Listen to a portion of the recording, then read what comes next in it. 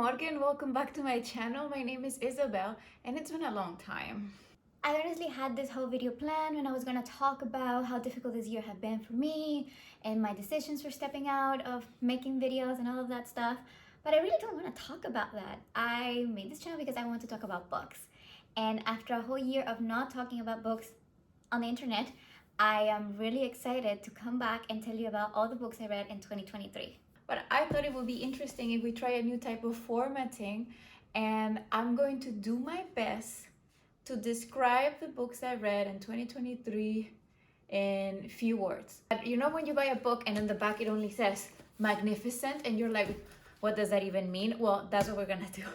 If you want me to elaborate on them, just leave me a comment down below and I can totally do that. Because I have not planned what am I going to say about these books. I wanted to be more organic and a bit of a challenge for myself. The list of books I read with the rating. Let's do that. My first book was Babel by r.f.Kuang. Honestly, I think Babel was my best book of 2023 and it was also the first book, and I knew right then that it was going to be the best one. I actually recorded a review for that you never saw. So Babel, dark academia, post-colonial masterpiece. I know I'm mocking the reviewers that just say masterpiece to every book, but this is actually masterpiece. So 5 stars. 2, Love by Toni Morrison. Okay, girlhood, entrancing, painful to read. 4.5 stars. 3, oh, I have this right here. Lady Otley's Secret by Mary Elizabeth Branton. This is a classic. I actually read 14 classics this year. Not an all-time high, not a low. This is a sensational novel. Female rage. Entertaining, yeah. Has a lot of plot twists. It's really good. You should read it. 4 out of 5 stars. Ooh, then I heard Awad by Carlos Fuentes. I got the audiobook because it's a very short, it's like an hour of audiobook. Awad by Carlos Fuentes is gothic. It's gothic, a bit sensual. I'm so bad at this game. Poignant. You know, it has the exact words. And yeah, I gave it 4 stars. Number 5, Every Summer After by Carly Fortune. To be honest, it was a bit disappointing. I didn't really enjoy this one. Okay, parentheses. This one is a very similar plot to Love and Other Words by Christina Lauren that I absolutely adored. Last 2022, I think I read it. And I would recommend you read that instead of Every Summer After. Close parentheses now. Childhood Friends to Lovers and Over the Years narrative. Summer Romance. I gave it 3 stars because it was somehow entertaining, and 2.5 felt too little because there wasn't anything wrong with it. I like the other book better, and I think because I read that before, then this was just too similar, but still not as, I don't know, but it's a very low 3 stars. Number 6, oh yeah, another Toni Morrison. I really like Toni Morrison. I also took a class on her. So actually this was a reread from 28. A Mercy by Toni Morrison. I don't know how to describe it in a few words. I can't. The Melting Pot, 17th century. The writing style is haunting. Yeah, I like that. It's haunting. It's a bit on the nature, the folk tale, the lyrical. I know that's a lot of Toni Morrison, but I think A Mercy especially, it's very like that. And I gave it 4 stars. Then I read The Girls by Emma Cline. And if there's something you need to know about me, I love stories about cults. I love that. It doesn't mean that I support cults or any form, but I just like the mechanics, the rhetoric of a cult. It's interesting to me. So The Girls, Californian Summer Love, girlhood, class argument that sometimes is lost in other depictions of cults in general. 4 out of 5. I remember when it came out, it got very popular, very polarizing somehow. I felt I feel that now it's not that much since we have had other iterations of cult-like or cultish books, and it doesn't surprise us anymore. So maybe I was expecting something more because I still remember the hype of when it just came out. But it's still a good read. Then I read Home by Toni Morrison, and I think this is the one I liked the least, even though it's still Toni Morrison, so it's still really good. About siblings, PTSD, or like trauma, either by being a Black woman or a Black man, dual narrative point of view. And I give it 4 stars. Why? Why, if I say that it's not my favorite Toni Morrison? The story is not my favorite, but it does have a lot of moments that I like community-based or paragraphs that I entirely devoured when I was reading it. So even though plot-wise it kind of let me down, I still really liked it.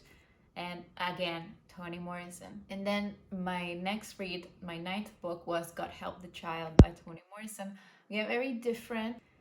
God Help the Child is very modern. It's very name-droppy and talks about consumerism. It makes political arguments about consumerist culture, and it's still magical. It has magical elements. I gave it 3 stars because I didn't like the resolution of the book. It didn't feel like it had resolution, and I don't know, it could have been tighter, and that's why I gave it 3 stars. My 10th book was Después del Invierno de Guadalupe Nettel, and I am from Mexico. I live in Switzerland. I hate the winter time here because I'm not used to it. It's so cold, and everyone tells you it's not that cold. And that's why I was drawn to this title. It's a lot of stream of consciousness isolation. We have a dual point perspective. Still also very existential. I wasn't expecting that. I didn't really know a lot about the plot, which I think it's always the best thing.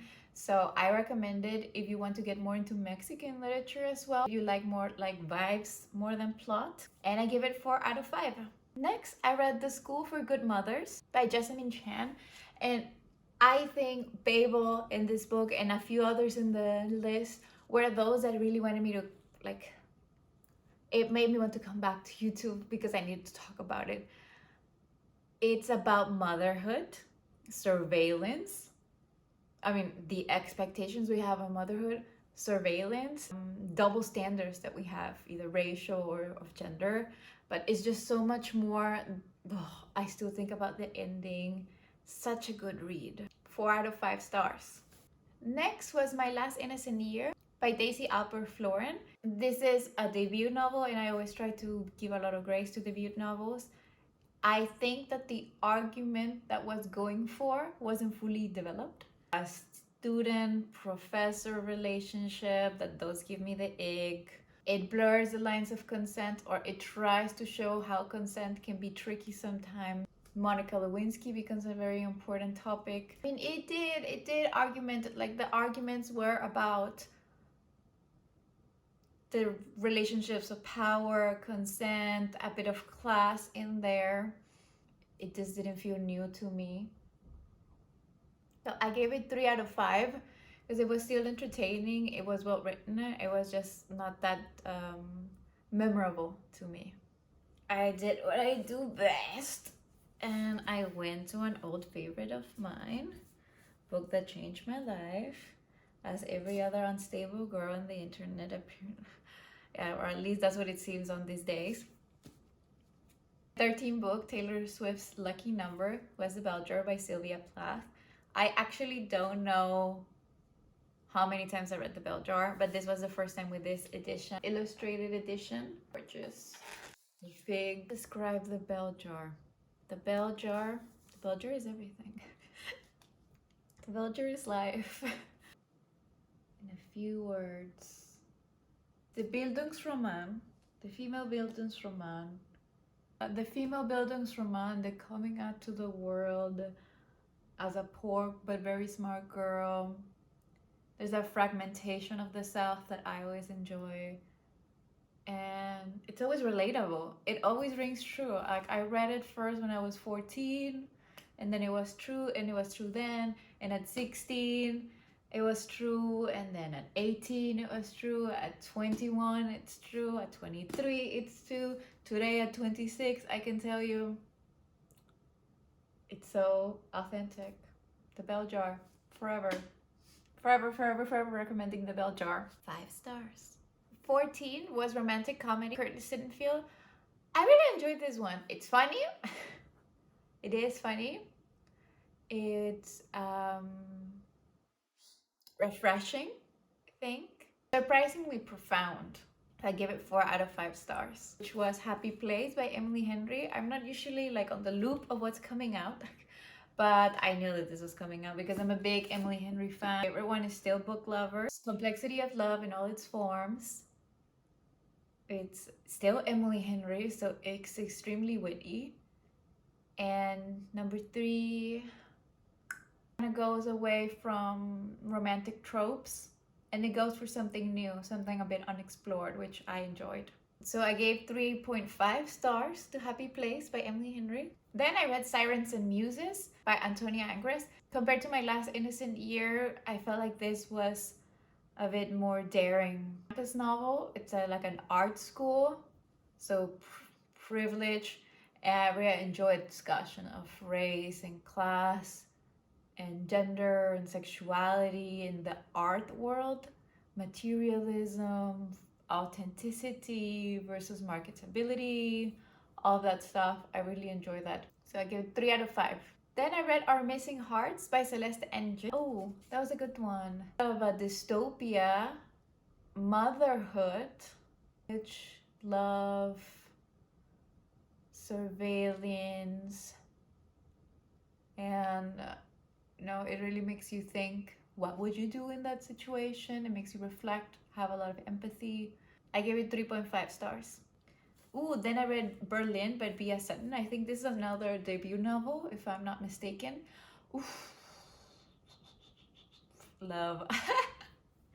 I mean, it's this descent into madness, or like TikTok people like to say, deranged girls. So Berlin, dark, finding yourself story. It's about alienation, and it's about this descent into madness, or at least that's what you think it is. But to see how she was there for like a couple of months and she was already so good at German when my German completely sucks, that's when you know that that's fiction. I mean, 3 out of 5 stars. Then I heard Luckiest Girl Alive. Jessica, no, because I watched the movie and I've never heard of the book before, so I tried the audiobook. I think the movie's a very watered down version of the book. Mass shooting, but also rape culture, and like private schools and high schools and how it gets covered up. The coping mechanisms, like what happens next to the victim, or like how these people could develop. It could either be like survivor's guilt or like the survival of the fittest type of narrative. I gave it 3 out of 5 stars. So let's speed it up because I feel like I'm taking forever. Number 20, My Murder by Katie Williams. Ugh. AI, or how is that called? I mean, I always think virtual reality, it's dark anyway. So dark virtual reality, violence, gender violence, and mystery. I give it 3 out of 5. I don't want to spoil it to you. Just go and read it. Number 21, One Italian Summer. Ugh, I say I'm going to speed it up and I'm just like, I want to talk about One Italian Summer so bad. Amazing. Okay, so a bit of magic, magic time traveling-esque mother-daughter relationship. Italy. Perfect. Go read it, please. It's like, I'm such a mama's girl, and this book got me sobbing since page 1. 4.5 out of 5 stars. Number 22, Yellow Face by r.f.Kuang. because I read Babel and I was like, I need to read everything that you ever put out forever. Yellowface is really interesting. Publishing industry, dark side or behind the scenes, writer's envy, and this question of authenticity, or who's allowed to tell some stories, or are you allowed to take over a persona or create like the scope of fiction? Where does it go? Where does it end? What does it matter?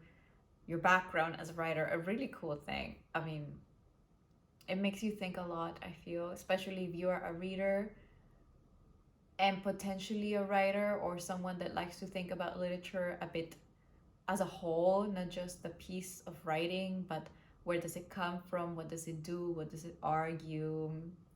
All of this stuff. I gave it 4 out of 5 stars. After Yellowface, it was very difficult for me to read anything else. Actually, I think I read it during the summer. Yeah, it was summer and I was writing my thesis, but I was like, I can't get over Yellowface and what it's making me think of. So it was maybe a bit unfair that afterwards I read Really Good Actually by Monica Hesse. I actually read it all of it while I was queuing for Hosier's concert in Zurich. So yeah, I was maybe not in the right space of mind. I really didn't like that. Really Good Actually, in my opinion, is not really good actually. Why though? It's tiresome. It's like when you have a friend or like someone that it's always complaining and you're like, please stop. It's kind of like that. Break up. It's about a woman that is in a very bad spot in her life. I gave it 2 out of 5 stars. Number 24.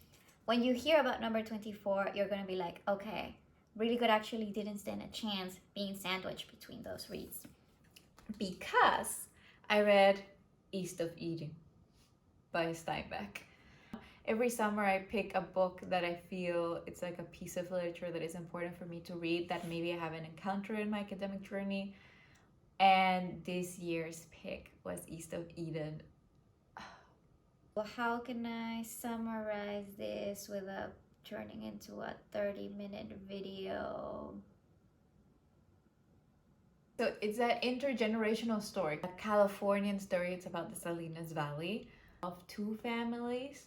It has a lot of like Bible references. Even if you don't know them, they're like salient and they're intertwined, that you can't put it down. Like it absorbs you right in, I feel. So it's absorbing more than entertaining. Because even if you're not entertained, you are absorbed at some points. It has one of the most deranged characters I've ever encountered. I mean, maybe that's not true, but she is definitely very deranged. It was a pleasure. I would think if you have a long vacation, or I don't know, you're doing a reading marathon, if you have enough time to dedicate to just sit down and read it. I did this like division. I think it was 20 pages per day. You can do that, or you can honestly, you're just gonna sit down and it's gonna take you in. So yeah, I love this. I love it. I gave it 5 out of 5. I recommend it entirely. If you like The Grapes of Wrath, actually I think this is better than The Grapes of Wrath. I don't know if that's a controversial take, honestly. This was actually a gift that I got, like a blind date with a book that someone brought for me. Thank you so much. So I didn't really know anything about it. It's called Keeping Up with Magda. It's very charming. That's something I would describe it about. It's charming. It's about a small Scottish town, and it has this range of very vivid characters. Also, the writing style is very witty, like out of and organic though. Like it doesn't feel like you're seeing caricatures, which is something I really appreciated. Give it 3 out of 5. Again, I read it all in one day, so maybe if I would have more time, I would have enjoyed more, but it's still a great book. Number 26, The 7-Year Split. Oh, I really like this one actually, by Ashley Poston. I vividly remember reading it because I just finished writing my thesis, and this was the first book I picked up. It was a good read. It's I mean, it's a bit in the title, The 7-Year Split, but I really love a bit of like time traveling. I mean, I'm a Doctor Who fan. A romance with different timelines, set in New York, and it's super charming. It's a bit devastating, but it's charming. If you're a fan of romance, but you want something a bit out of the typical formula of romance novels, this is a great pick. I give it 4 out of 5, and I kind of now want to reread it just because I mentioned it. Number 27 is very special to me. It's River Meets the Sea by my personal friend, Rachel Morthy. Yeah, as you can see, this is a new copy because I just picked it up last week because I read it on the Kindle when it just came out, and now I want to have a physical copy and reread it before I see my friend again. This is a debut novel, and I'm totally biased because this is my friend. But how can I describe River Meets the Sea? It's a dual narrative. It talks about displacement and race and diaspora, and it has a lot of heart though. The characters feels like real people. The the reading though, it might be a bit difficult if you're not used to prose, lyrical prose, like Toni Morrison type of lyrical prose. But it is entrancing, it is absorbing. Like once you start reading it, I remember when I was in the first chapter, I wanted to stop every sentence. Like I wanted to stop and be like, wow, this is a really good sentence. So it made the process a bit of, made the plot out of focus in those first 5 chapters. And then you start kind of like getting into the rhythm. And that's a bit of, then you need to read a bit against the grain, I feel. Because you want to, at least I wanted to stop at every sentence, and it kind of made the main story not unimportant, but I was there for the beautiful writing. And if you love beautiful writing, then this is the book for you. And I really want to make a full video about River Meets the Sea, and I think as a debut novel, it's very promising, not because she's my friend, but she is a very gifted writer. And again, if you really appreciate beautiful writing, lyrical writing, that you can dissect and digest, this is a really good book for you. It's like I've never read a novel like this before, so I think if you're looking for something refreshing, and if you want to describe it again and summarize all of these stupid things, I just, parallel stories, diaspora, masculinity. It does talk a lot of, it takes on masculinity, and lyrical, beautiful, watery prose. Great book. I give it 5 out of 5 because I am biased. I'm sorry, okay? But no, independently from her being my friend, I think it's a 5 out of 5. Then I read Only in London. This was actually for a class by Hannah Al-Shine. I hope I'm probably not saying the last name right. I'm sorry. Take on the white perspective we have of London, or at least the one I had. It goes into the Arab world of London, and it's a choral narrative. It has multiple points of view. I think we have 3 main characters, or 3 narrators. I would argue we only have 1 main character. So there's this interconnection of the 3. It's a discussion obviously on race and politics, and it's a trip through London that a lot of people wouldn't know. It does make very interesting arguments, especially from the female point of view. I feel like even though we have 3 narrators, one of them, a female narrator, particularly, it's very poignant, and I think a lot of people would really be interested in her story. I gave it 3 out of 5. Then we're going into dangerous territory. Well, not dangerous. For my master's exam, one of my topics was the Bronte sisters, except Jane Eyre, because I wrote my thesis on Jane Eyre and that wasn't allowed. And I started with The Professor by Charlotte Bronte. I would describe The Professor as a obsessive description like there's a lot of being seen and what I see, what I observe, everyone is looking at me. A bit of a racist point of view. If you have read Victorian novels, this is not a surprise, of course. But the description and the argument made about other people's nationalities, female agency, female capacities of learning. It's a short one though, so it's very easy to get through. It's a very plain way of writing, I feel, if you compare others, by Charlotte Bronte. So obsessive descriptions, male point of view. Oh, it's also a story about self-help, or like the self-made man, or like paving your own path and doing your own thing and trying to pursue the moral thing. So this is type of the cut of this book. I give it 3 out of 5, but it's my least favorite by Charlotte Bronte. Then number 30, The Portrait of a Lady is one of the greatest discoveries of my life. Which is sad because it's a classic. Everyone knows it's a good book. I didn't expect it to be that good, and it really is. It's about Isabel Archer, a great person. In a few words, The Portrait of a Lady, it's a great achievement, I feel, for humanity as a whole. It talks about female independence, female agency, marriage, beauty. It's a realist novel. The descriptions are gorgeous. Like the prose is amazing. What I didn't like is that at the end it turns very blurry. Because it's open, you're like, okay, so what is your conclusion? What you as Henry James are trying to tell me?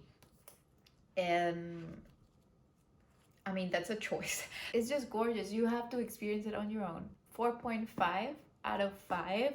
If you read it, make sure that there's 2 versions, and the ending, I mean, it's the same ending, but it has a bit of a difference. So check which one you have. Wuthering Heights was a reread for me. I think this was this was the second time I read it. I read it once in high school, and I totally missed the point when I was younger. I would even make the argument that it's a naturalist novel because of the portrayal of human nature. And it's a very interesting thing of how it's framed. We have a frame narrative, and then we have an inner narrative, and it's told to us, so we don't have direct descriptions from the main characters, which it also makes them a bit of a, not caricatures, but archetypes of themselves. Here's another reminder that even if you read a book when you were young, you might want to revisit it if you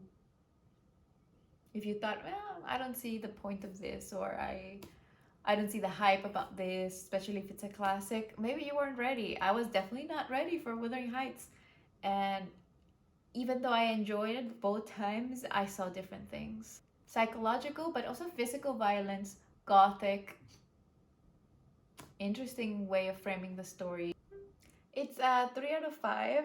So I listened to Fangirl by Rainbow Rowan while I was like walking around, like getting to my place and stuff. I actually don't know. Is she canceled? I feel like I remember her being canceled because of Eleanor Park's racist undertones. I mean, not even undertones. Like they're very superficial. They're superficially there. But what you need to know is that Fangirl, whenever it came out, like 2012 or 20 something, I think I was in high school. It was my first year of high school. It marked my life. Fangirl talked, or at least it was the first time I saw my niche of the internet represented. Like the weird people, the ones that read fan fictions of Harry Potter and watched videos of Doctor Who ships, stuff like that. It was about us. So I can't be unbiased. I'm sorry. The YA, it's representative of a niche of the internet exactly at that period of time. It felt very fresh at the time and truthful if you were within these represented folks. And it's a Bildungsroman, is going into university, coming out of your shelf, of these cool things. and I would still recommend it to a teenage person, even though it feels very much of its time. I think there's still a lot of people that could relate to it. My original rating, it's 5 out of 5, so I'm gonna stick to that because it was very important to me in high school. Number 33, Villette by Charlotte Bronte. So if I had to rate Charlotte Bronte's novel, number 1, Jane Eyre, duh. Number 2, Villette. Number 3, Shirley. Number 4, The Professor. But the difference between The Professor and Shirley are very separated from one another. Whatever, Villette is interesting. The narrator is very interesting. And the plight of the teacher, the female teacher in the Victorian times. The constellation of society. Ugh, such a fancy term. Okay, yeah, the constellation of society in Belgium. So like when you read Middlemarch, you do have main characters, but it's mostly about everyone else. Like everyone matters. In this novel as well, she is very elusive. She gatekeeps information. So it makes the book about everything, everyone. Protestants versus Catholics and like their beliefs. Realist novel, it has gothic elements. The narrative voice is very interesting because she refuses to tell you a lot of things, and the ending is open and you don't really know what happens. I mean, I think I know what happens. In my view, it's very clear what happens, but it's open. It's fun. It leaves you questioning the ending. The male characters are trash. I don't like any of them though, so don't expect Mr. Darcy or even Mr. Rochester. Next, 34, I read X's and O by Amy Lee. I was surprised. I haven't read anything by her before. I think this is a series. X's and O's, it's a roommates romance. So two people that didn't know each other, they become roommates, they fall in love, obviously. And it's a revisiting of past lovers as well. It's a very sweet take on maybe being a bit older and still not being paired up, and being a hopeless romantic, but feeling that you haven't been loved properly. Give it 4 out of 5. The main guy is really nice. I liked him. I read plays by William Shakespeare because that was another one of my topics for the exam. I chose a topic, so I chose Shakespeare because Shakespeare is the love of my life. Shakespeare is responsible for my love of literature from a young age. I love Shakespeare. I've read most of his plays, all of his sonnets. I read The Merry Wives of Windsor. I gave it 3 out of 5. And The Merry Wives is a comedy. It features older women, so it's not the naivete, like the poor young girl doesn't know shit. This is actually a very funny take on wives, on women. Also depicts the anxieties of men, like, oh, if I have a bad wife, then I'm gonna lose my money, I'm not gonna have an heir, and all of that stuff. And there's a ruse, there is cross-dressing. My topic was on Shakespearean cross-dressing, so all of the plays I'm gonna mention have a cross-dressing of some sort. 12th Night. This is a story about twins and cross-dressing. There's a lot of homosexuality in this one particular. So 4 out of 5. Cymbeline is a bit of a tragic comedy. The twist or the cross-dressing is a bit of a not important plot device. Like it's really just a plot device. It doesn't make a larger argument like 12th Night does about like sexuality or love. Very easy to follow and to read, and I don't see a lot of people reading that, so I feel like they should read this more often, like in high school. I give it 4 out of 5. As You Like It by Shakespeare. This was another reread. Comedy, cross-dressing. Cross-dressing is used as this resource to make female characters available to have a voice and be very cheeky. So it is very fun, like the fun comedy of it comes from the cheekiness and the wit that female characters have. 4 out of 5. Two Gentlemen of Verona, my least favorite that I've read. I give 2 out of 5. The plot is not really plotting. I feel like there's a lot of holes and inconsistencies there. Male relationship or male friendship is central in this play. The resolution, like it's a very short play, so it feels like it needs a bit of work. if I might say so, Mr. Shakespeare. Then I read The Merchant of Venice as well by this guy. And The Merchant of Venice is also one of my favorite Shakespearean plays because of the cross-dressing that happens with Jessica.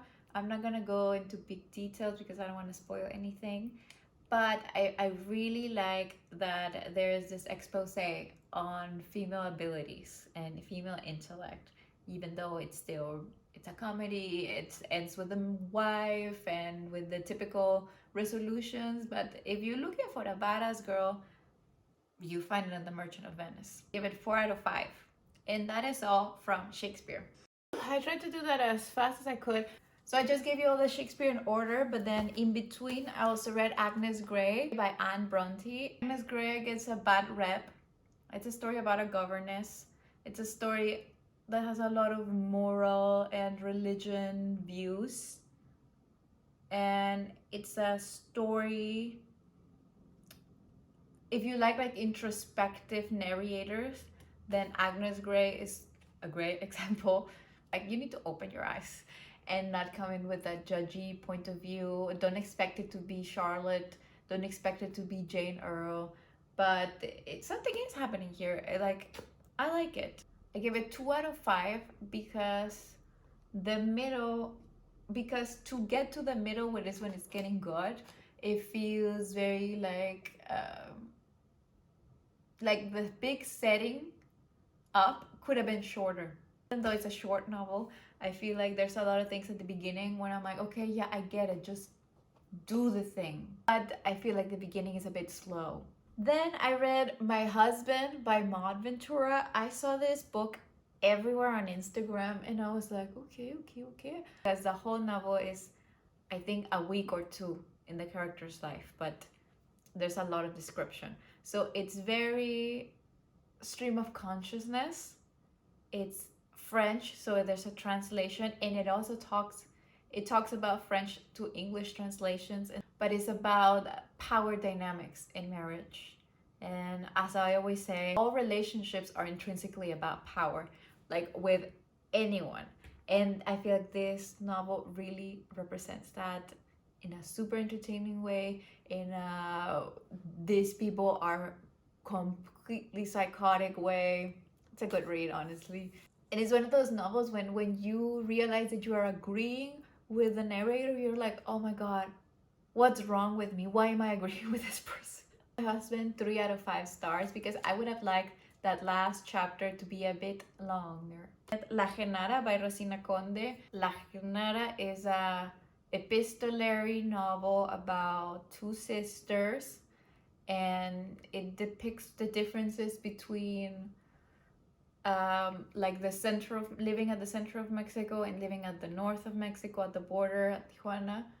And not only that, but also gender, like women in the 90s trying to leave very traditional values, very traditional structures, and trying to build female communities. 3 out of 5. Heard Class by Stephanie Lang. Memoirs are always so hard to review because you can't review someone's life, but you can analyze how this life is written. Class fell short on class descriptions and class arguments. It does depict poverty and being first gen, being a single mom. So it's not about class in the economic sense, but it's also not about class in the educational sense. That's what I expected to find, like a whole description, like a whole take on either academia or class in general, or how those always converge.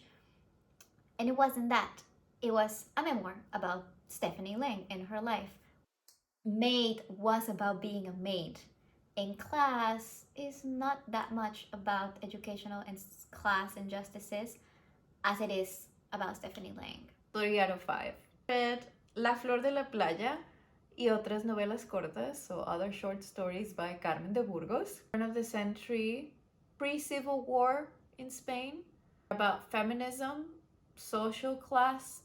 They're like this reconciling between modernity and tradition. Like, it really tries to find a middle ground.